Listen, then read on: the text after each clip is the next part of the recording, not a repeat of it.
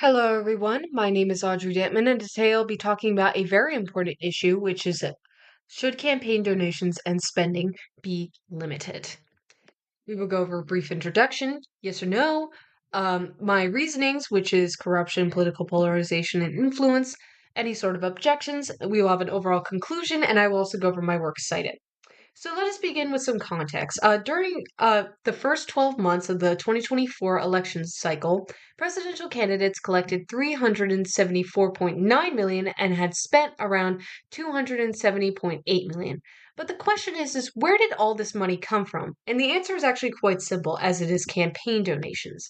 And what are campaign donations? Well, campaign donations, according to the Federal Election Commission, or the FEC, which is an agency of the United States government that enforces federal campaign finance laws.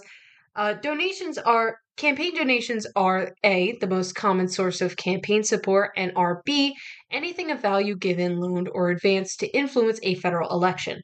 And campaign donations are sourced from individuals such as you or I, organizations, political action committees known as PACs, and corporations. However, these individuals, organizations, PACs, they can't just give any amount of money that they want, and it's thanks to the Federal Election Campaign Act, or FECA, of 1971 that regulated slash limited the donations collected for political campaigns and or parties. FECA also specifically prohibited corporations and labor unions for using their general treasury funds to make electioneering communications, which is essentially a paid for speech that expressly advocates for a federal candidate or the defeat of a federal candidate. But there's one kind of political action committee you don't see on this limitations chart, and that's because it has no limitations on its donations and spending at all. And I'm referring to super PACs. And super PACs were made possible following the January 2010 Citizens United versus Federal Election Commission ruling that had overturned two previous cases, which was Austin versus Michigan State Chamber of Commerce and McConnell versus the FEC, both of which originally restricted corporations from spending money on campaign finance. However, Citizens United versus the Federal Election Commission had the court rule that the First Amendment protects the rights of corporations and unions spending unlimited amounts of money on campaign finance. So the ruling therefore allowed and consequentially created super PACs. So the question still stands, should campaign donations and spending be limited? And the answer is yes. And the problem is that super PACs can raise and spend unlimited amounts of money on elections, including money from wealthy individuals, corporations, and unions, as long as their activity is independent or not coordinated with these candidates. And what we are going to see is that super PACs actually create corruption, they create political polarization, and large campaign spending, which is created through these super PACs, since super PACs are funding these political candidates. Recent elections have shown that actually high campaign donations and spending actually has little effect on voters voting for the candidate that spends the most money. So we will start off with corruption, and a super PAC's unlimited donations and spending creates corruption. But what is corruption? And according to the Museum of Political Corruption, corruption is simply defined as the misuse of power for personal gain. And throughout this argument, corruption will specifically be referring to as politicians being swayed by wealthy donors' large donations into pushing legislation that aligns with those wealthy donors instead of public opinion. So these political candidates are getting swayed by these wealthy donors that are funding their campaigns. But then one may ask, what does a super PAC have to do with political corruption? The Supreme Court promised in the 2010 ruling that the disclosure of donors, yes, super PACs do have to disclose their donors, would be enough to keep the system honest and candidates accountable. And super PACs can't even coordinate directly with campaigns. The problem is that the reality is that those promises from the 2010 ruling didn't exactly hold up. And we see that both in terms of independent political spending and what is known as undisclosed contributions. So, with independent political spending had skyrocketed from 144 million to over 1 billion between 2008 and 2012, largely due to super PACs. And we saw the same in 2016 and 2020 with billions of dollars more, again, due to super PACs. But then we also see undisclosed contributions. And we see in the 2022 cycle that contributions were A, over three times more than what they were in 2018, and B, came from shell companies or dark money groups that concealed the true source of funding. But what is dark money? And dark money refers to spending meant to influence political outcomes where the source of the money is not disclosed. So, dark money is essentially undermining transparency that we would want in the United States government by exploiting loopholes to conceal their donors via routing through nonprofits and shell companies.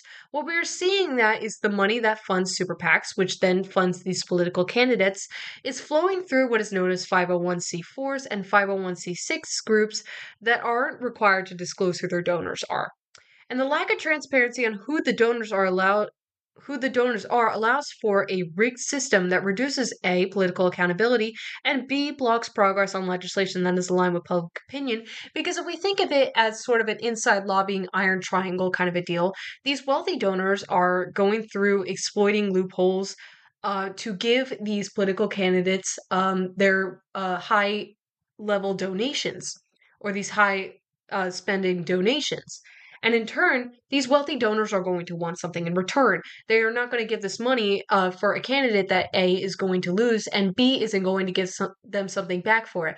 So in turn, these political candidates funded by these wealthy donors are going to feel an obligation to serve back these wealthy donors by passing some sort of legislation that might not align with public opinion and might even actually hurt the public. Next, we will go over political polarization. But what is exactly political polarization?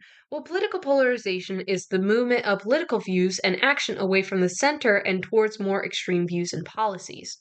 And we actually see here that within the last 2 decades, there's been a rise on both the left and the right with partisan animosity. But what does political polarization have to do with campaign spending and donations?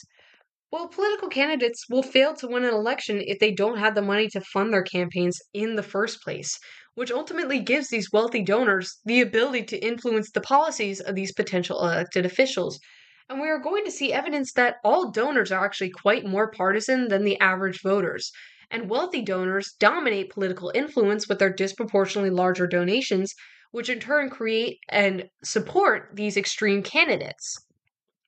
And we see here in Table 2, it shows that nominees or political candidates tend to be more ideologically extreme when their donors are more extreme than the average voter in their district. And this is true for all types of candidates, including incumbents and challengers.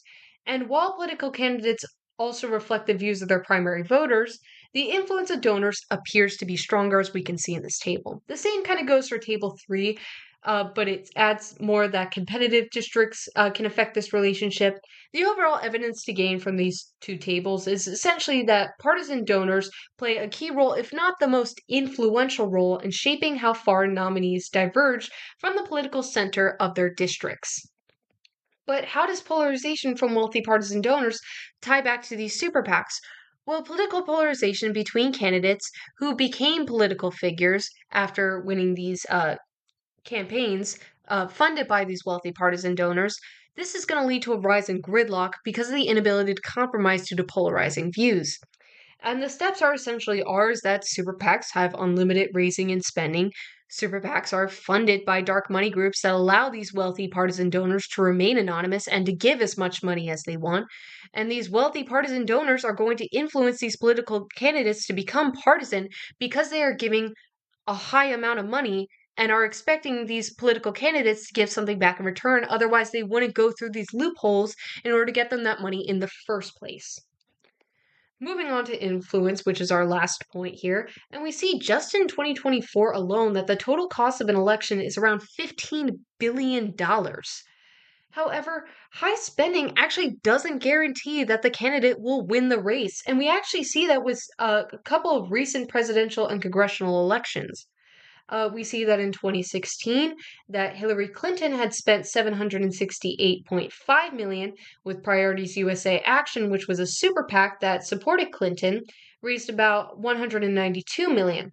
However, Trump's campaign spent 422.6 million and yet he still won. And we see the exact same thing happen with Kamala Harris versus Donald Trump in 2024 with Harris raising about 2 billion with Forward Majority Action, a super PAC that backed Harris, raising 38 million. However, Donald Trump spent 1.47 billion and still won. And finally, and most recently, actually within this month, we saw Elon Musk and Brad Schimmel. Elon Musk and his allied groups had poured 21 million into defeating Crawford, who was Brad Schimmel's Democratic sort of opposition. Even Musk giving out $1 million checks to two voters as sort of a raffle to get the people of Wisconsin to vote for Brad Schimmel. And even American PAC, which is Elon Musk's super PAC, had also spent about 12.7 million on Schimmel's campaign. So if money and $1 million checks don't influence voters to vote, then what does? Well, we see in this graph that even if the expected effect of candidate financial transparency, which is essentially candidates exposing how much they are spending on their political campaigns, if the expected effect of candidate financial transparency is high votes, it's not actually certain that this financial information will influence voter decisions making in the actual election. And in fact, we actually do see that voters find themselves equally torn between candidates, even when they only know financial information. However, we see here in the second graph that during campaigns, voters actually tend to rely more on other factors to decide, and these factors can even change the way that they view the financial information, such as Musk spending, giving out these $1 million checks, or Kamala Harris spending $2 billion on her campaign. So, if other political signals, such as party affiliation or policy, are strong, the impact of financial information on vote choice actually is very small or completely is drowned out because despite super PACs' unlimited spending and donations to political campaigns, these large contributions are unable to influence voter decisions since voters are A, mostly partisan, and are B, driven by policy and political affiliation. When these politicians get corrupted and polarized by these wealthy donors to push legislation or policies that align with those wealthy donors, voters are going to be less likely to vote for these political candidates because they want politicians that care and pass legislation and policy that aligns with public opinion, or at least that aligns with their own partisan beliefs. Now, there are some objections to campaign limitations with spending and donations, and the first is that limiting donations restricts free speech under the First Amendment. And while freedom of speech definitely is essential, it is in our Constitution. The issue is that unlimited political donations distort the democratic process by allowing these wealthy individuals and corporations and these dark money groups to dominate political influence. We even saw in our research data that super PACs have enabled billions of dollars in and these untraceable contributions, creating corruption and reducing transparency. These unlimited donations are creating this environment where power is essentially being concentrated among the wealthy and silencing the average voter. And no longer will a vote be counted as one vote and have the same power as another vote. Now it is all going to these wealthy donors. And therefore, reasonable limits on donations actually are going to protect democracy and free speech by ensuring a more level playing field for all citizens and not just people who are giving the most to a political campaign. These political candidates should be running on what the public wants and not what these wealthy donors want. And there is also that low contribution limits or these low campaign donations will disadvantage challengers while favoring wealthy or incumbent candidates who don't really rely on fundraising. And I honestly do see that this objection misunderstands the current reality that wealthy donors already are going to favor incumbents and established candidates, because super PACs and dark money networks are often going to support incumbents because they are going to offer this sort of like predictable return on this investment that they're giving, these high campaign donations that they're giving. They want to make sure that this political candidate is going to win, otherwise, they're not going to waste that money on them. And the research evidence that we just went over shows that these high campaign spendings doesn't even guarantee election success as in getting elected, as we saw with Clinton in 2016, Harris in 2024, and Schimmel in 2025. Strong regulations on spending is actually going to create an environment where, grassroots campaigns and get out to votes and not just fundraising abilities is going to be what wins elections. So overall, the floods of money generated via super PACs and dark money uses loopholes to avoid the limitations created within our government in order to give political candidates millions of dollars to spend on their campaigns. And these large amounts of money come from wealthy partisan donors who influence political candidates to become polarized and pass legislation that is aligned with these wealthy donors instead of public opinion. And these voters are more influenced by political policy and political affiliation rather than these high campaign spendings. So it's not even going to work. There's no influence on it. Uh, because at the end of the day, it's clear that campaign donations and spending should be limited, and that democracy should be about the power of people's voices and not the size of these wealthy donors' wallets. And here are my works cited. Thank you all so much for listening, and I hope that this was extremely informative. Have a good day.